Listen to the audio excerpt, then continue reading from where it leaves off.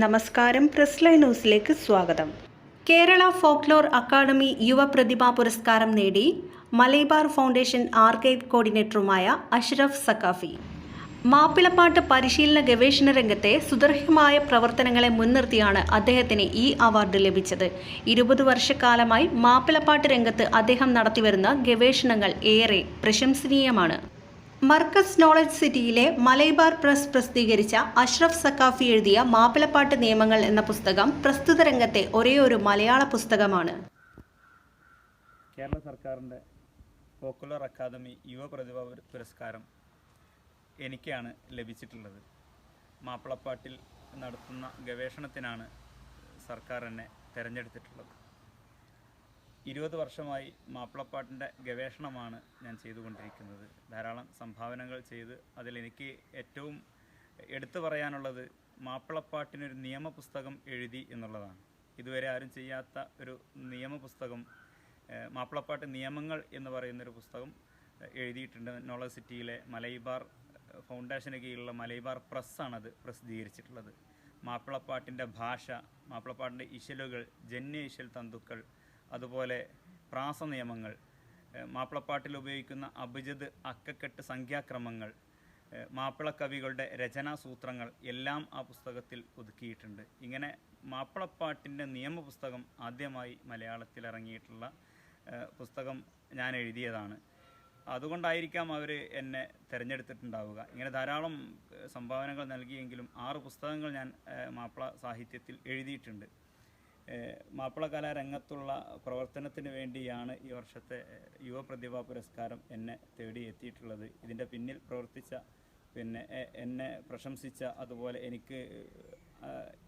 എനിക്ക് വേണ്ട എല്ലാ സൗകര്യങ്ങളും ചെയ്തു തന്ന ആളുകളുണ്ട്. അവർക്കൊക്കെ ഈ അവസരത്തിൽ ഞാൻ നന്ദി അറിയിക്കുകയാണ്. കൂടെ നിന്ന ഉസ്താദുമാർ, അതുപോലെ മാതാപിതാക്കൾ, കൂട്ടുകാർ, എല്ലാവരുടെയും പ്രശംസ അതല്ലെങ്കിൽ എല്ലാവരുടെയും പിന്തുണയാണ് എനിക്ക് ഈ രംഗത്തേക്ക് മുന്നേറാൻ സാധിച്ചിട്ടുള്ളത് എന്ന് ഈ അവസരത്തിൽ ഞാൻ ഓർമ്മപ്പെടുത്തുകയാണ്. മർക്കസ് നോളജ് സിറ്റിയിലെ മലബാർ ഫൗണ്ടേഷനിലാണ് ജോലി. അവിടെ ആർക്കൈവ് കോർഡിനേറ്ററായിട്ടാണ് ജോലി ചെയ്യുന്നത്.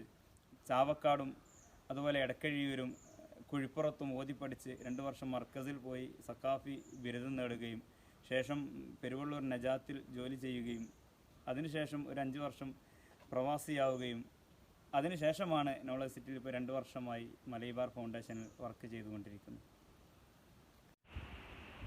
മർക്കസ് നോളജ് സിറ്റിയിലെ മലബാർ ഫൗണ്ടേഷൻ, അതിന് കീഴിൽ ധാരാളം പദ്ധതികളുണ്ട്. പ്രധാനമായും അതൊരു റിസർച്ച് സെൻ്ററാണ്. അതിൽ മാനുസ്ക്രിപ്റ്റ് ലൈബ്രറി ഉണ്ട്. PhD ചെയ്യുന്ന, ഗവേഷണം ചെയ്യുന്ന ധാരാളം വിദ്യാർത്ഥികൾ അവിടെ വന്ന് രേഖകൾ സമാഹരിക്കുകയും അവർ പഠനം നടത്തുകയും ചെയ്യുന്നുണ്ട്. അതുപോലെ മറ്റൊരു പദ്ധതിയാണ് മലബാർ പ്രസ്. കേരളത്തിലെ ഉലമാക്കളുടെ 200 ഉലമാക്കളുടെ ബയോഗ്രഫിയാണ് അവിടെ നിന്ന് ഇറങ്ങുന്നത്. 5 എണ്ണം ഇറങ്ങി, ഇൻഷാ അല്ലാഹ് ഉടനെ തന്നെ ഒരു 10 എണ്ണം ഇറങ്ങാനിരിക്കുന്നു. ഇങ്ങനെ കേരളത്തിലെ ഉലമാക്കളെ പൊതുസമൂഹത്തിലേക്ക് എത്തിക്കുക എന്നുള്ള ലക്ഷ്യം കൂടി ആ പദ്ധതിയുടെ പിന്നിലുണ്ട്. ഒരു പ്രസാധക വിഭാഗമാണ് മലബാർ പ്രസ് എന്നത്. മാപ്പിളപ്പാട്ട് ഭാഷ, ഇശൽ, പ്രാസം, അപചൂതകങ്ങൾ, കവികളുടെ രചനാസൂത്രങ്ങൾ തുടങ്ങിയ ഒട്ടനവധി കാര്യങ്ങൾ ഈ പുസ്തകം പരിചയപ്പെടുത്തുന്നുണ്ട്. മാപ്പിളപ്പാട്ടിനെക്കുറിച്ച് ഗവേഷണം നടത്താൻ നിരവധി വിദ്യാർത്ഥികൾ മർക്കസ് നോളജ് സിറ്റിയിൽ വരികയും അഷ്റഫ് സഖാഫിയുമായി സംസാരിക്കുകയും ചെയ്യുന്നുണ്ട്. മാപ്പിള സാഹിത്യകൃതികൾ, ബദർ സംഗീതസാരവും ചരിത്ര പഠനവും, സിദ്ദീഖുൽ അക്ബർ മാല പഠനവും വിവർത്തനവും, ഇശലെഴുതിയ മാപ്പിള കവികൾ എന്നീ പുസ്തകങ്ങളും അഷ്റഫ് സഖാഫി പുന്നത്തിൻ്റെ സംഭാവനകളാണ്. ഞാൻ ബിരുദത്തിന് പോയത് ദർസ പഠനം കഴിഞ്ഞ് ബിരുദത്തിന് വേണ്ടി പോയിട്ടുള്ളത് ജാമിയ മർക്കസ് സഖാവത്ത് സുന്നിയിലാണ്. ഷെയ്ഖുന AP ഉസ്താദിൻ്റെ അടുത്ത് 2 വർഷം ഓതി പഠിക്കുകയും അന്നേ എനിക്ക് മാപ്പിളപ്പാട്ടിനോടുള്ള താല്പര്യവും മാപ്പിളപ്പാട്ടുകൾ പഠിക്കാനുള്ള താല്പര്യവും ഉണ്ടായിരുന്നു. ഷെയ്ഖുന ഇടക്ക് ബദർ കിസ്സ പാട്ടുകളൊക്കെ നമ്മോട് പാടിപ്പിക്കാറുണ്ടായിരുന്നു.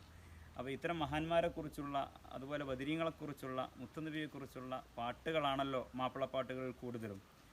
എല്ലാ വിഷയത്തിലും പാട്ടുണ്ടെങ്കിലും പഴയകാല കവികൾ മൊയിൻകുട്ടി വൈദ്യരെ പോലെയുള്ള, ചേറ്റുവായി പരീക്കുട്ടിയെ പോലെയുള്ള, വടക്കണിയാർത്ത് അഹമ്മദ് കുട്ടിമല്ലയെ പോലെയുള്ള, താന്നൂർ മച്ചിങ്ങലകത്ത് മൊയ്തീൻ കുട്ടിമല്ലയെ പോലെയുള്ള ആളുകൾ എഴുതിയിട്ടുള്ളത് മുത്തുനബിയെക്കുറിച്ചും സഹാബത്തിനെക്കുറിച്ചും ഔലിയാക്കളെക്കുറിച്ചൊക്കെയുള്ള പാട്ടുകളാണ്. അതാണ് യഥാർത്ഥത്തിൽ ആദ്യകാലങ്ങളിലുണ്ടായിരുന്ന മാപ്പിളപ്പാട്ടുകൾ.